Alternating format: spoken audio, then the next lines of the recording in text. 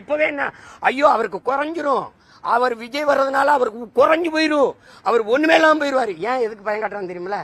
ஐயோ அப்படியே அப்ப கட்சி கலைஞ்சிருமா, அப்ப ஏதாவது ஒரு கட்சியில கூட்டணி போயிருவோம். டேய் செத்து சாம்பனாலாம் ஆன ஒழிய நாங்க தனியா தான் போவோம். சும்மா போட்டு அது கூட்டணி போயிடும், அது ஒன்றும் இல்லாமல் போயிட்டு போகுது.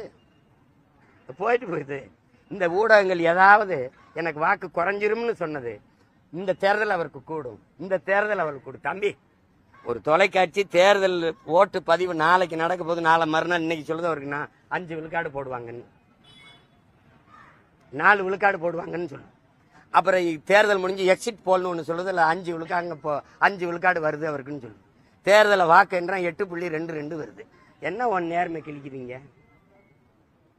என்ன பண்றது? நாகரிகங்கிறது விட்டேன், இல்லைன்னா வாக்கு ஓட்டுக்குன்னா என்ன பண்ணுவேன் நீ? எனக்கு சேராமையா தம்பி 36 லட்சம் பேர் போட்டு ஒரு எளிய மகன். தம்பி, இந்த பாராளுமன்ற தேர்தலில் ஒரு தொகுதிக்கு நான் எவ்வளவு செலவழிச்சிருப்பேன்னு நினைக்கிறீங்க? மற்ற கட்சிகள் எவ்வளவு செலவழிச்சிருக்குன்னு சொல்லு. நீங்க அண்ணனும் தம்பியமா பேசுவோம், ஊடகத்தை விடுங்க. ஒரு 34 கோடி 40 கோடி 50 கோடியா செலவழிச்சிருப்பாங்கல்ல. நான் மொத்தமாவே 3 கோடி தான் செலவழிச்சிருக்கேன் தம்பி.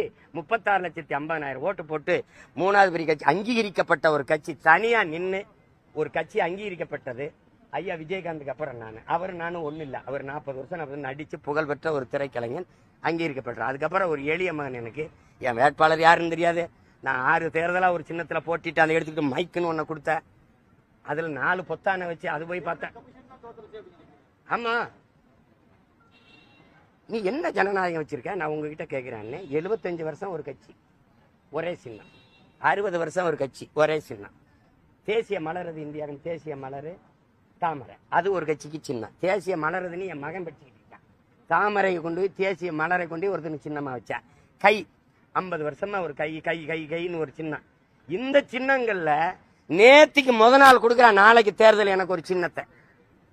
ஒரு பின்புலம் இல்லாத எளிய பிள்ளைகள் நாங்க ஒன்னா மோதணும் அப்படின்னா இது என்ன ஜனநாயகம்? இதுல சமம் சமம் சம சம வாய்ப்பு சம உரிமை, இந்த ஒரு வார்த்தைகளை வேற நீ போட்டுக்குவேன்.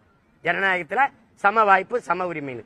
நீங்க தினம் ஜிம்முக்கு போய் உடம்ப நல்லா வச்சிருப்பீங்க, எனக்கு இடுப்பு கீழே விளங்காது. நானும் நீங்களும் ஒரே கோட்டில் ஓடி ட்ராக்ல ஓடி வெற்றி கோட்டை தொடணும். இதான் ஜனநாயகமா? நீ வச்சிருக்க ஜனநாயகமா? எடுத்துரு, எல்லாருக்கும் ஒவ்வொருத்தருக்கும் புதுசு புதுசா சின்னத்தை குடும்பம் சொல்லுவா, மோதுவான். வாக்குக்கு பணம் கொடுத்தால் அந்த வேட்பாளர் 10 ஆண்டு தேர்தல் நிக்க தடைன்னு சொல்லு. சரியான தேர்தல் ஆணையம் சொல்லு. ஒருத்தனை தூக்கு, எவனா காசு கொடுத்தா சொல்லு. 10 ஆண்டு தேர்தல் நிக்க நீ தடையிடான நல்ல ஜனநாயகம் வந்துடும். இல்லைன்னா பண்ணாயம் தான் இருக்கும். என்ன இப்படி ஒரு கேள்விக்கு என்ன தேர்தல் ஆணையம் தவறு பண்ணுது நினைக்கிறீங்களான்னு கேட்கிறீங்களே, நீங்க நினைக்கலையா? அப்படி தம்பி, நம்ம நினைச்சாலும் நினைக்கலாம்ல, உண்மை அதான நடக்குங்க. அதுல போய் என்ன பேர் சொல்றது சொல்லு. எத்தனை கேள்வி கேட்கிறான்னு ஏதாவது பதில் வச்சிருக்கேன்? ஒன்னும் சொல்லாது. இது அரசு எந்த நலத்திட்டத்திலேயும் உதயசூரியன் சின்னம் இல்லாம வருதா? எந்த நலத்திட்டத்திலே அதுக்கு முன்னாடி ரெட்டை சின்னம் இல்லாம வருதா? இப்ப நீ நான் என்ன சின்னத்தை போட்டு கொடுக்கறது? எதுல கொடுக்குறது?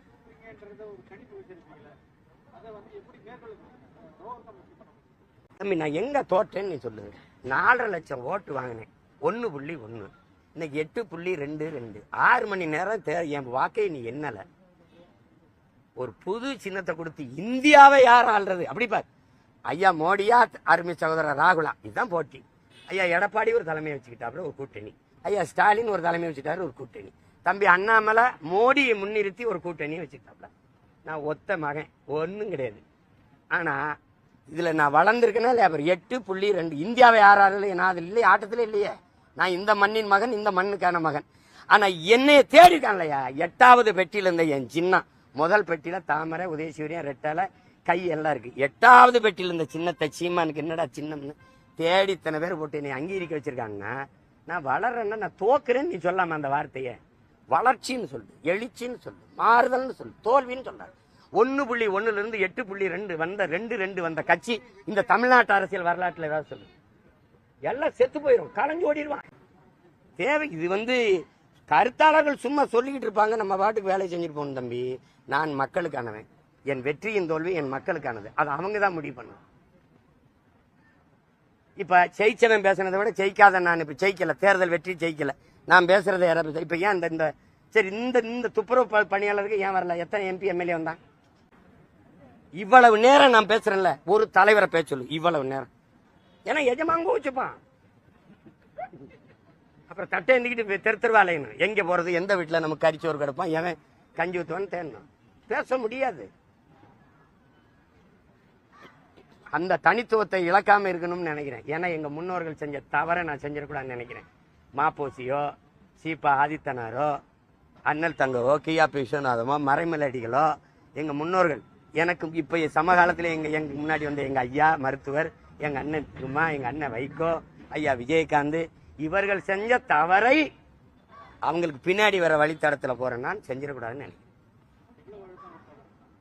எனக்கு என்ன அழுத்தம் தம்பி, செயலதுக்கு போட்டு பார்த்தேன், வழக்க போட்டு பார்த்தேன், அவதூற கிளப்பி விட்டு பார்த்தேன், என்னென்னமோ பண்ணி பார்த்தேன், என்னையே ரைடு விட்டேன். நான் ஒன்றும் கலங்கலையே. என்னையே ரைடு நடக்கும், கூட்டணி பேச்சுவார்த்தை வீட்டில் நடக்கும். எப்படி இருக்கு? 1000 crores, பார்ட்டிக்கு 1000, ஃபேமிலிக்கு 1000. அதுலயே ஊத்திரியில தேனை கொஞ்சம் வாயில ஊத்துங்கன்னு போயிட்டாங்க. புரியுதுன்னு நினைக்கிறேன். ஒன்னும் கேட்கல, நான் உங்களோட வந்துடுறேன், சேர்ந்து நின்று ஒரு போட்டோ எடுத்துரும். அதுக்கப்புறம் போன் அடிச்சா எடுப்பீங்களான்னு கேட்டேன். 11. அது விட தனிச்சு நிக்கணும். தனித்துவத்தை இழந்துடக்கூடாது. தனிச்சு நின்னாலும் தனித்துவத்தோடு நிக்கணும். நமக்கு அது தேவையில்லை. என்னடா தம்பி 36 லட்சம் வாங்கினவன் இன்னொரு 36 லட்சம் கூட ஏறிட மாட்டேன்னா என்ன? கடலையே தாண்டிட்டேன், கரை தான் இருக்கு. 2016 இவ்வளவு நேரம் என்னோட நீங்க இப்படி சுத்தி இத்தனை கருவியில் வச்சு எடுத்தீங்களா? 26 நெருங்கும் போது நிக்கிறீல்ல.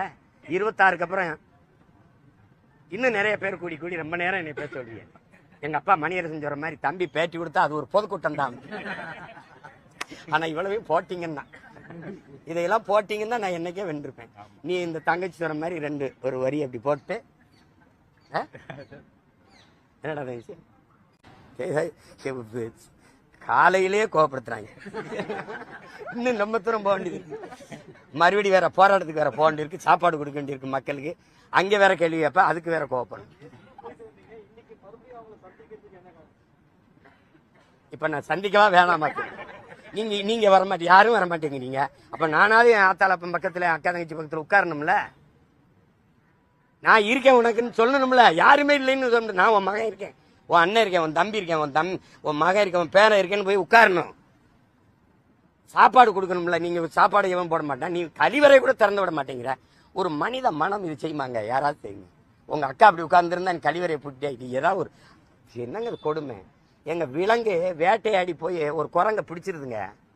அது தூக்கும் போது தெரியுது வயிற்றுல இருந்து குழந்தை விழுந்தோடனே குரங்க சாப்பிடறதை விட்டுட்டு குட்டியை தூக்கிட்டு போய் காப்பாத்துதுங்க. அந்த மனநிலை கூட நமக்கு இல்லைன்னா இது என்ன சமூகமான மானுடம் பேசுவோம் நாங்க, அது பேசுவோம். கொஞ்சம் சமூக நீதியிலே குப்பையை போட்டு மூட